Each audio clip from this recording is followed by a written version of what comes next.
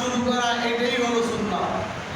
আর কুরবান করনেওয়ালার জন্য মুস্তাহাব হলো যেই পশু দিয়ে কোরবানি করছি সেই পশুর গোশত দিয়ে কেনা শুরু করা হলো মুস্তাহাব।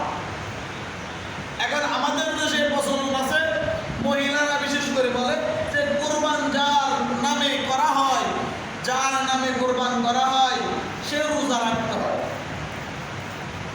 আছে কি না? রোজা কেমন রোজা?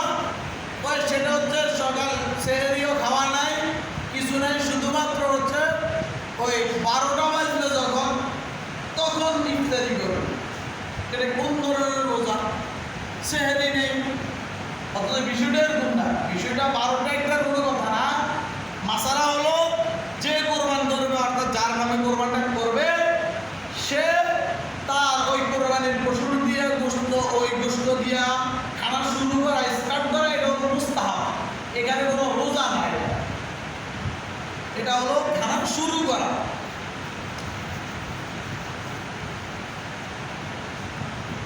7 নম্বর হলো এক রাস্তা দিয়ে আসা, অপর রাস্তা দিয়ে যাওয়া। এখন যদি আমার রাস্তা একটাই হয়, আমার মসজিদ থেকে আমার বাড়ির রাস্তা হচ্ছে একটা, আমি কি করব?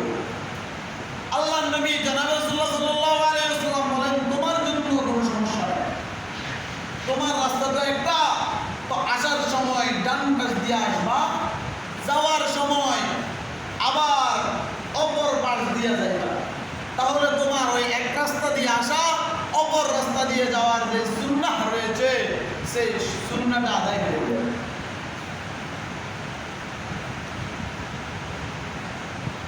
এখন